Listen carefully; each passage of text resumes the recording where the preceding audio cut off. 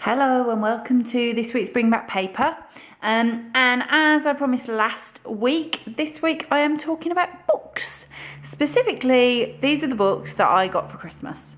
So this is going to be my TBR Pile for this month, possibly going into Feb. I'll see how I'm getting on. I got some of these as presents, and I also asked my husband for an Amazon voucher because I knew that there were loads of other books that I wanted, and it just seemed easier for me to just go and order them myself. So it is basically all Christmas presents. Some I chose myself, others were lovely little treats. So let me just whiz through them, and then I would love to know if you have read any of these or if you'd recommend any others based on what it seems that I'm liking. Any recommendations. I always love new authors or series recommendations. So the very first thing that I have here is actually, I had this for Christmas. I had The Glass Sword, which was from my mum for Christmas, which was just total chance that she picked this up for me. She saw it in a shop. She thought that looks like the kind of thing that I would enjoy. So she got it for me. Little did she know that I had my eye on this. Because this was obviously a huge book last year anyway. Last year? Year before? Time is flying. I'm not too sure actually. Year before maybe. So I had my eye on it, and this was actually sitting, this first one, the Red Queen, in my Amazon basket ready for my Amazon voucher. So she did very well getting me that one. I think the third one in the trilogy is out next month, I think. Correct me if I'm wrong, I'm sure you will. So because I knew it was a trilogy, sometimes I like to wait, if I can, until more of them are out, so that I don't get that thing where I'm just stuck waiting to read the next one. So I've got those two. I'll probably wait until February to actually read them, so that I can get the new book then. So I have those two. I then have Dean Koontz's Forever Odd. This one was one that I chose myself. I read the first one, which I think was just called Odd Thomas, which is off the top of my head. And actually, I read that last year, loved it, and hadn't realised that there were loads more after that in the series until I was browsing around Waterstones a couple of months ago, and I realised. So this is the second one. I suspect that I'll love this one as well, and if so, gosh, I think there's loads of them. I'm clearly going to spend loads on getting all the other ones.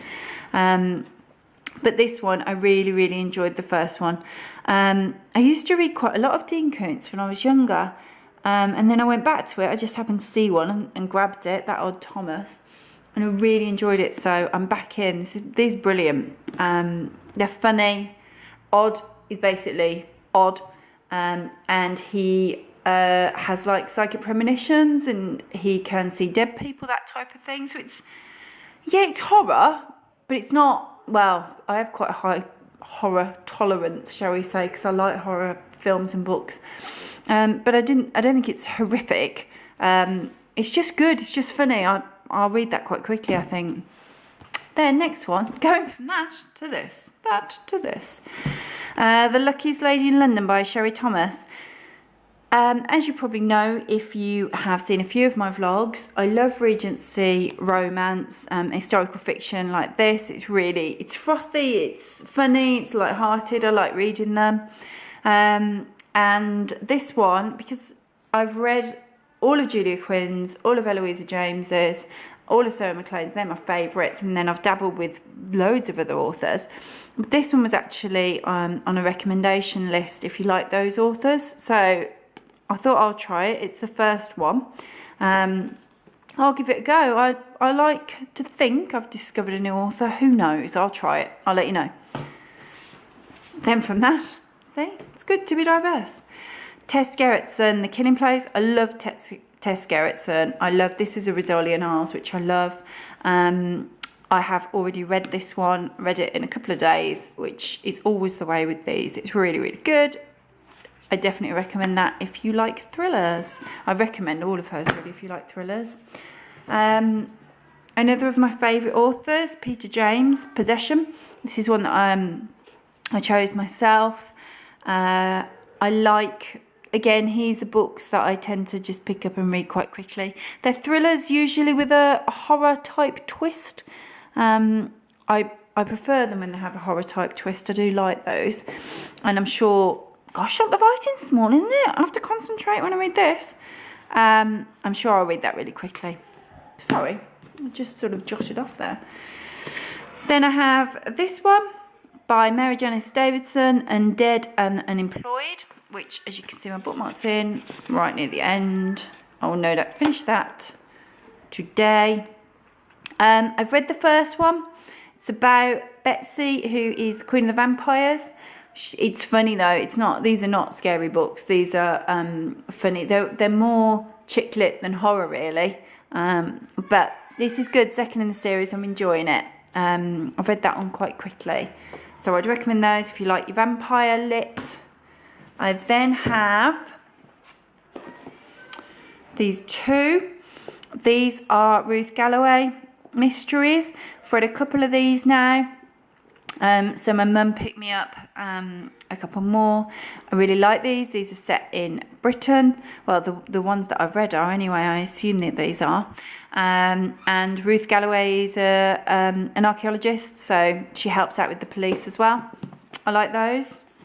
So I have those two to read. Then I have Immortal Nights by Lindsay Sands. This is one of the Argenau books. This is another vampire one. I've read quite a lot of the Argenau vampire series. They're set in North America, typically around Canada, but sometimes in America as well. I don't know where this one is. Sometimes they sneak over and go to Europe as well. Scanning it. Doesn't say, I'm not too sure. But I really like these ones. These are really easy reading. And I like a vampire story, and these are always fun, always really fun reads, so I look forward to that one. And finally, gosh, I'm whizzing through. Finally, I have this one, the little book of Hygge, The Danish Way to Live Well.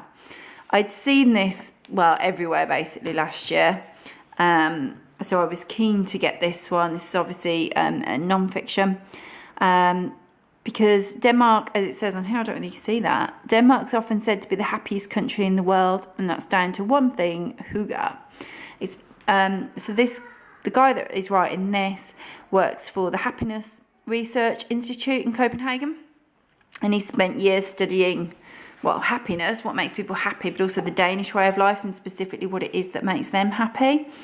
And I don't know. I mean, if you look on Instagram, you'll see loads of things around this, both this book but also the idea of hygge, which is around, to sum it up, I suppose, it's around coziness, togetherness, downtime, family time, a lot of the things that when people talk about hygge, if you ask the Danes to sum it up, it's around things like candles, fireplaces, storms raging outside. That conjures up like quite a cozy feeling, as well as treats, hot drinks, cakes, sweets, all the best things is what I'm saying, all the best things in life. So that I had my eye on it, and I read that the other day. I sort of picked it up as I was cooking, waiting for dinner to cook. I thought I'll just have a little flick. And then that's it, isn't it? I read it. So I read it that night. It's an easy read. It's a fun read. He's funny. And it's given me a few ideas as well. So I'd recommend that. I'll no doubt blog about it soon, if I haven't already. I'm filming this a week or two in advance, so probably when it will go live. So I might have read this and I might have already blogged it. Who knows? So that's it. That's what I've had. So yeah, I've already read that one. I'll finish that one anytime now. I've read that one.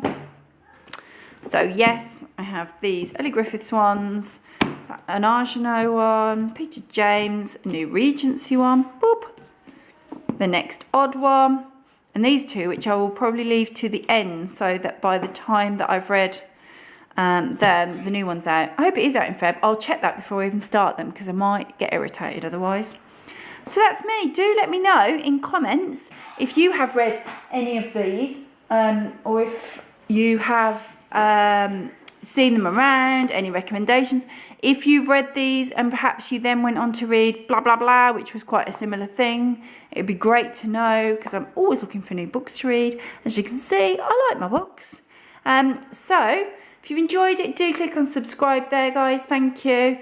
I'd love to hear from you. Uploads every Wednesday around the Bring Back Paper theme, which is usually bookish or stationery or anything. If it's paper, it's going to be here. Thanks for watching, guys. Bye.